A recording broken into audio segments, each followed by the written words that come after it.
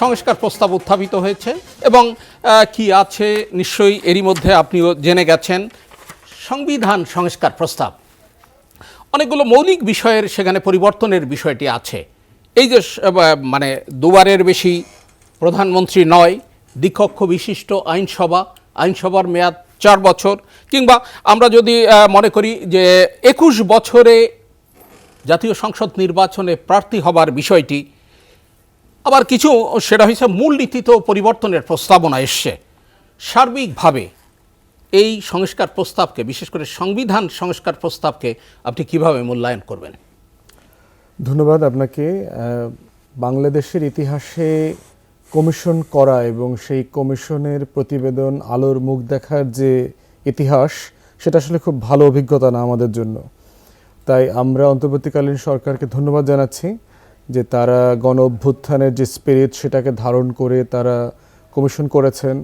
কমিশনের প্রতিবেদন তারা ইতিমধ্যে পাবলিক করে দিয়েছেন ওয়েবসাইটের মধ্য দিয়ে, এবং সেটা নিয়ে তর্কটা উঠছে।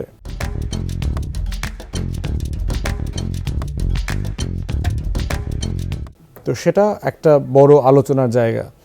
111-এর সময় কিন্তু আমরা প্রচুর সংস্কার রিফর্ম নিয়ে প্রচুর শব্দযুগল দেখেছি, কিন্তু অ্যাকচুয়ালি রিফর্ম কী জিনিস, কী হওয়া উচিত, কিভাবে হওয়া উচিত, তার কোনো কিছু কিন্তু আমরা তখন আলোর মুখ দেখতে পাইনি। তো সেই জায়গা থেকে আমরা বোধ করছি যে একটা বড় রূপান্তর হয়ে গেছে বাংলাদেশে, যেটা বারবার আমরা বাংলাদেশ 2 আকারে বলছি, নতুন রাজনৈতিক বন্দোবস্তের কথা বলছি। এবং যেহেতু এটা পাবলিক ডকুমেন্ট হয়ে গেছে, আপনার ফর পস্টারিটি, উত্তর প্রজন্মের কাছে কিন্তু আমাদের একটা দায়বদ্ধতার জায়গা তৈরি হয়ে গেছে।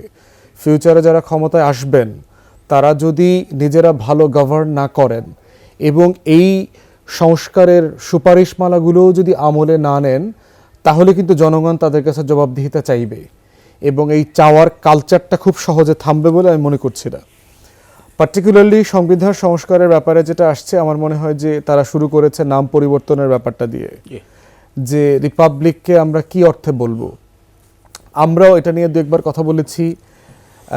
গণপ্রজাতন্ত্র বললে কি আসলে নাগরিককে ছোট করা হয় কিনা, এটার একটা তর্ক আছে, যে আসলে তো দেশে তো এখন রাজা প্রজার সম্পর্ক নাই, তাহলে কি নাগরিকদেরকে আন্ডারমাইন করা হয় কিনা এই নামের মধ্য দিয়ে।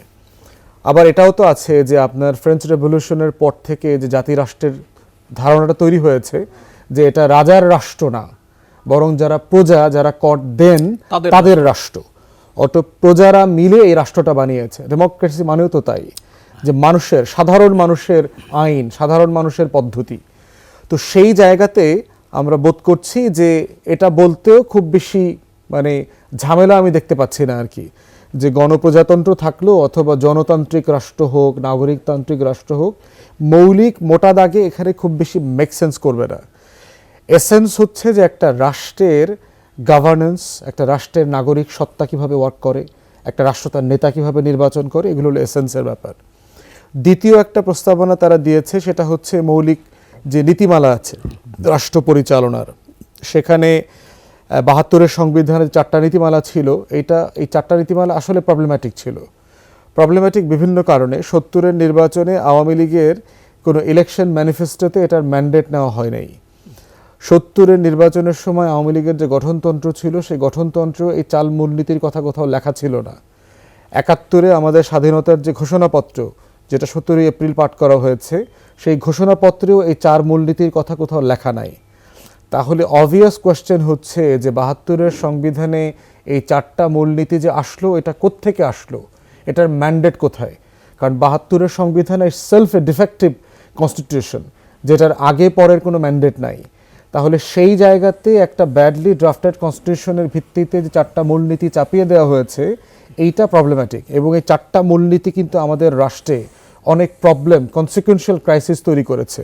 ধর্মনিরপেক্ষতাবাদের ব্যাখ্যা কী হবে, সেই সংকট কিন্তু আমরা রাষ্ট্রে দেখেছি।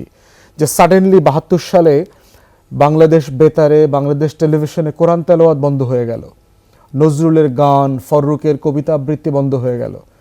বাংলাদেশ বেতারে কবি ফররুক আহমেদ চাকরি করতেন, তার চাকরি চলে গেল, কারণ তিনি ইসলামিক ধারার অনেক কবিতা লিখতেন। ঢাকা বিশ্ববিদ্যালয়ের মনোগ্রামে আপনার কোরআনের একটা আয়াত লেখা ছিল, যে পড়ো তোমার প্রভুর নামে, সেই জায়গাটা আপনার অমিট করে দিল। তারপরে সলিমুল্লাহ হলের নামের সাথে স্যার সলিমুল্লাহ মুসলিম হল ছিল, মুসলিম শব্দটা কেটে দিল। জিন্নার নামে হল ছিল, আল্লামা ইকবালের নামে হল ছিল। জিন্না তো মারা গেছেন পাকিস্তান মানে মানে মানে বাংলাদেশ হওয়ার বহু আগে, আল্লামা ইকবাল পাকিস্তান হওয়ারও আগে মারা গেছেন। 71 সালের সাথে ওনাদের কী সম্পর্ক সেটা তো আমরা জানি না, বাদ দিয়ে দিল। কাজী নজরুল ইসলাম যে কলেজ, এই কলেজের ইসলাম শব্দটা মানে বাদ দিয়ে দিল। তাহলে এই যে রেপারকেশনগুলো আমরা দেখলাম আপনার, যে ধর্মনিরপেক্ষতাবাদের অর্থ সমাজে কিভাবে ট্রান্সলেটেড হয়েছে 72 থেকে 75-এ, সেটার কনসিকুয়েন্সেই কিন্তু যে রিয়াকশন, সেই রিয়াকশনটা 5th অ্যামেন্ডমেন্টে অ্যাকোমোডেট করতে হয়েছে, যে আল্লাহর উপর আস্থা ও বিশ্বাস আকারে, এবং সেইটার এক্সটেনশনে এরশাদ এসে আপনার 8th অ্যামেন্ডমেন্টের মধ্য দিয়ে ইসলাম ধর্মকে রাষ্ট্রধর্ম করলো। 88-তে এটা করবার পরে 89-তে কিন্তু হিন্দু বৌদ্ধ খ্রিস্টান ঐক্য পরিষদ তৈরি হয়েছে ওটার রিয়াকশনে, যে তাহলে কি আমরা বাংলাদেশের সেকেন্ড ক্লাস সিটিজেন? তাহলে দেখেন যে আপনি যদি কনসালটেশন ছাড়া একটা আইডিয়াকে, একটা প্রিন্সিপালকে অ্যাকোমোডেট করেন, এটার ধারাবাহিক রেজাল্ট কি হইতে পারে একটার সাথে আরেকটা। 88 সালে রাষ্ট্রধর্ম ইসলাম হওয়ার আগে কি আমরা মুসলমান ছিলাম না? 88-র পরে কি আমরা এখন ভালো মুসলমান হইছি? আমরা দুর্নীতিতে চ্যাম্পিয়ন হই, চুরি ডাকাতি বদমাইশি ধর্ষণ, হেন কোনো গুনার কাজ নাই যা দাড়িওয়ালা টুপিওয়ালারা মুসলমানের বাচ্চারা এই দেশে করে না। তাহলে আমরা ভালো মুসলমান তো হই নাই। তাহলে বিসমিল্লাহ লেখা থাকলে আমি ভালো মুসলমান হব, রাষ্ট্রধর্ম ইসলাম থাকলে আমি ভালো মুসলমান হব, এইটা যেমন সত্য না, ধর্মনিরপেক্ষতাবাদ থাকলেই রাষ্ট্র তার সকল নাগরিকের অধিকার সমুন্নত করতে পারবে, তাও তো সঠিক না। এই ধর্মনিরপেক্ষতাবাদ যারা দিয়েছেন তারাই তো বাকশাল কায়েম করেছেন, তারাই তো গত 16 বছরের ফ্যাসিবাদ কায়েম করেছেন, মানুষের অধিকার কেড়ে নিয়েছেন। বাংলাদেশে প্রত্যেকটা গবেষণায়, ইভেন আবুল বারাকারের মতো একটা ফ্রড করাপ্ট আওয়ামী ধান্দাবাজ গবেষক, সেও দেখাইছে যে অধিকাংশ হিন্দুদের জমি দখল হয়েছে আওয়ামী লীগের নেতাকর্মীদের দ্বারা এবং আওয়ামী লীগের রেজিমের সময়টাতে। তাহলে ধর্মনিরপেক্ষতাবাদ তো আমাদের মাইনরিটিকে প্রোটেকশন দিতে পারে নাই। তাহলে বাঙালি জাতীয়তাবাদ আর একটা প্রবলেম্যাটিক জায়গা। যুদ্ধ তো শুধু বাঙালিরা করে নাই, অবাঙালিরাও তো করেছে। উর্দুভাষী ভারতীয় মুসলমান যারা এসেছিলেন মহাজির 47-এ, তারাও তো যুদ্ধ করেছে 71-এ। তাহলে সে কি রাষ্ট্রের অংশ ছিল না? তাহলে বাঙালি জাতীয়তাবাদ লাগানোর মধ্য দিয়ে আমরা রাষ্ট্র আকারে শান্তি বাহিনী তৈরি করতে বাধ্য করলাম, কারণ জনসংহতি সমিতি এই চাকমাদের একটা বিশাল গ্রুপ যুদ্ধ করেছে। সাডেনলি সে ফিল করছে যে রাষ্ট্রের জন্য আমি লড়াই করলাম, সেই রাষ্ট্র এখন আমাকে নাগরিক মনে করে না। তাহলে এই যে মূলনীতিগুলো ছিল সেগুলো প্রবলেম্যাটিক ছিল। গণতন্ত্র রেখেছে, আবার সমাজতন্ত্র রেখেছে, দুইটাতে একটার সাথে আরেকটা যায় না। তো সেই বাস্তবতায় যে 4-5টা মূলনীতি তারা প্রস্তাব করেছে, আমি বিশ্বাস করি এটা অনেক বেশি অ্যাকোমোডেটিভ। যে সাম্য, মানবিক মর্যাদা, সামাজিক সুবিচার আমাদের ঘোষণাপত্রে ছিল। বাঙালি জাতীয়তাবাদের একটা ফ্যাসিস্ট আইডিয়া থেকে বহুত্ববাদের ধারণা দিয়েছে, আর গত 16 বছর এবং আওয়ামী লীগের বাকশালের রেজিমে আমরা গণতন্ত্র থেকে বঞ্চিত হয়েছি।